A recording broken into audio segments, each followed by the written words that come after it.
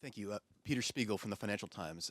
For Chairman Dijsselbloem, your idea that you put out last week of splitting the discussion on the resolution mechanism to do resolution mechanism and fund separately seems to be gaining some traction, particularly after the meeting Friday in Berlin. Can you give us a sense of whether that's potentially the way forward tomorrow, and whether you deal with mechanism tomorrow and then the fund later? And for the Vice President Ren, whether the Commission has weighed in on the legal. I know it's not really your portfolio, but if you could weigh in whether the Commission think that's a good idea. And if I may, just one for Mr. Regling. You were quoted in the Irish media saying that for a direct recap to be retroactive, it would require a treaty change for the ESM. Just want to make sure that you're accurately quoted there, because that would basically mean that there is no chance for Ireland to get a retroactive direct recap.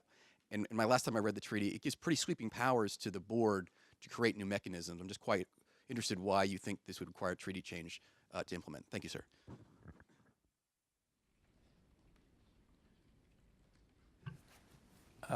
Thanks. Your first question was, to me, was on the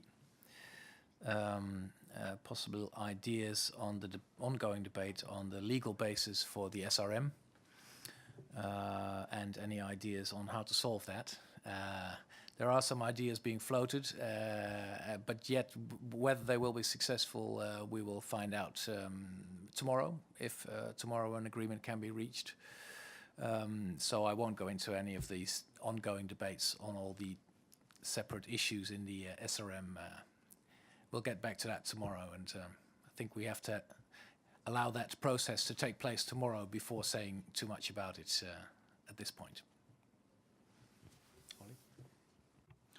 Thank you. Thanks for asking. I can second also from the Commission's standpoint what Jeroen Dijsselbloem said, at least as regards the process. The Commission's position has been that we could use the European Stability Mechanism as bridge financing for the Single Resolution Fund, which would be the most elegant solution. But of course, we are now at the stage in the negotiations where we have to look for a viable and sturdy compromise which will ensure that this arrangement can ensure that we have a backstop during the period it is needed. So we will continue to work on this. It's a work in progress, and I trust that we will be much farther by tomorrow evening. Yes, the quote you mentioned, this was a misquote, and I think it has been corrected. So to apply the direct bank recapitalization instrument retroactively does not require ESM treaty change, but it is a very complicated process, because first we still need a unanimous decision to create the new instrument of direct bank recapitalization.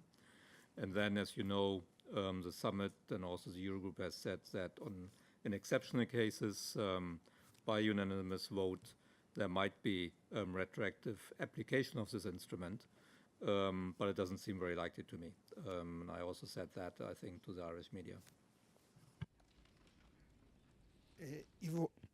Ivo Caizzi, Corriere della Sera, for the presidency. We heard about an extraordinary meeting between the ministers of France, Germany, Italy, Spain, and you, of course, that should take place after the end of the Eurogroup. Can you give us more details or confirm if this meeting is going to take place, and if there is somebody from the European Central Bank attending this meeting?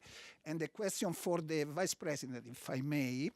In the last period, you have been asking many times Italy to do more to cut the public debt. You specified that there is a 0.4 extra to do. Minister Saccomanni always replies that is not necessary. Since today was the first time that you met here in the Eurogroup, did you speak about this? Did you clarify the situation? Or you just decide to wait and see up to February like President Barroso suggested?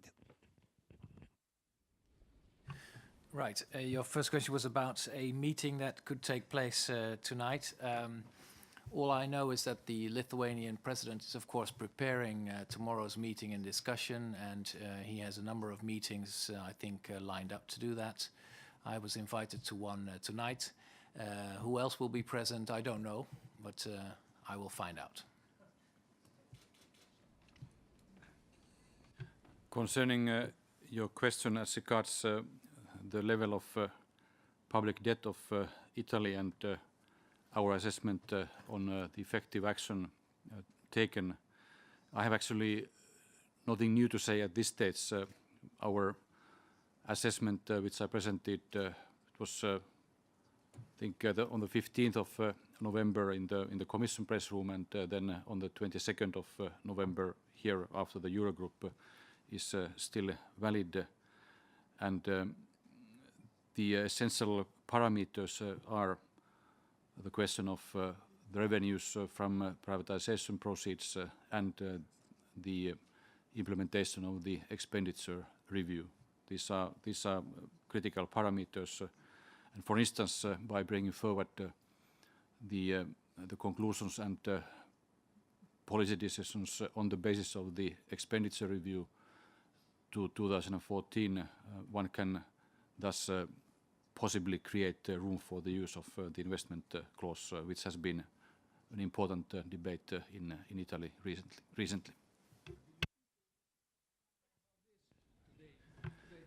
We always compare notes and discuss. I think I told him that last week I played football at l'Union Saint-Gilles on the shirt of Sampdoria, but we also discussed on some more important substantive matters. I scored one goal, by the way.